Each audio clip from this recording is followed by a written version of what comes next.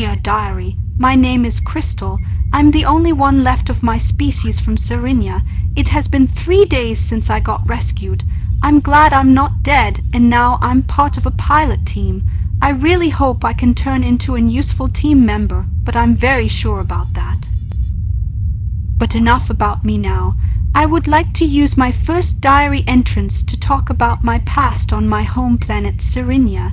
It all began on a late summer evening when I was born into the most well-known tribe on Cerinia, which was also the most powerful one with high mages and all that stuff.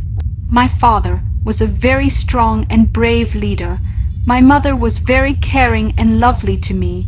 She wanted to pass on every aspect of that onto me, while my father wanted that I would be a strong warrior girl, soft and lovely on the outside, but strong and independent on the inside. When I was 3, I got my first warrior tattoos on my arm to symbolize my future as a warrior.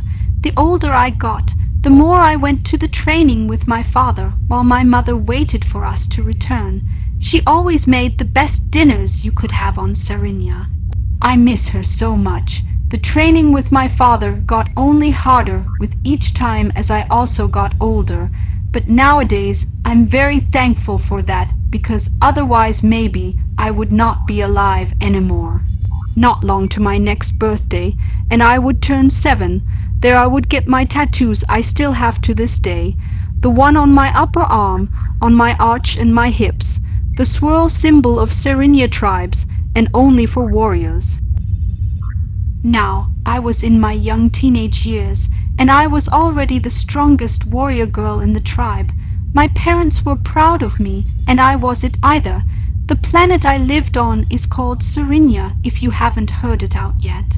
It is a very beautiful enchanted magic planet with many biomass. Our planet has 3 moons, which are named similar after our planet: Ceria, Ceron, and Ceros. Ceria is our claws, its moon, followed by Ceron, and the farthest is Ceros. Our sun is called Cerinia Prime. Our planet also has a small ring system. Ceria and Ceron regularly causing eclipses on our planet, while Ceros has a bit of a tilted orbit which lets him causing eclipses not so regularly. Ceria and Ceron are also in a bond rotation with Cerinia, which means they always show the same side to Cerinia. Ceros, on the other hand, rotates a bit, so after a while we have seen every part of its surface. The climate on the planet is not warm yet not freezing cold. Well, it depends of course where you are, but I've lived in a cool, mild forest region. We also have seasons, as I remember correctly. It regularly rains and it is often windy.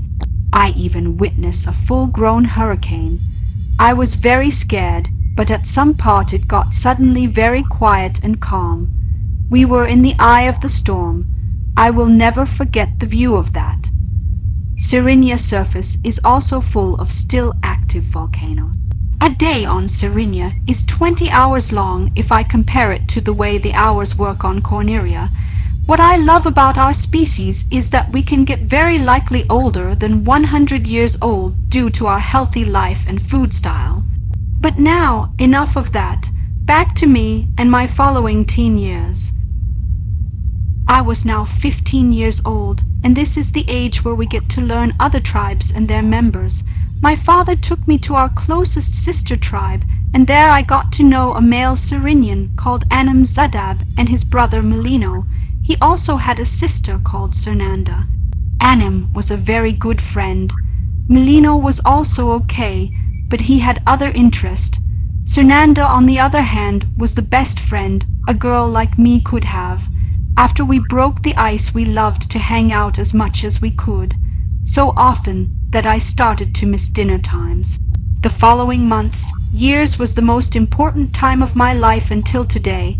I went to my final training sessions, followed by final exams, mental and physical.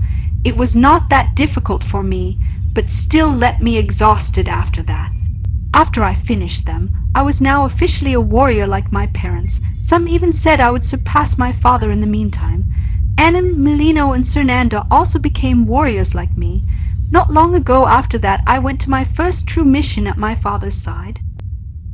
So I think we are getting to the end of my first diary entrance.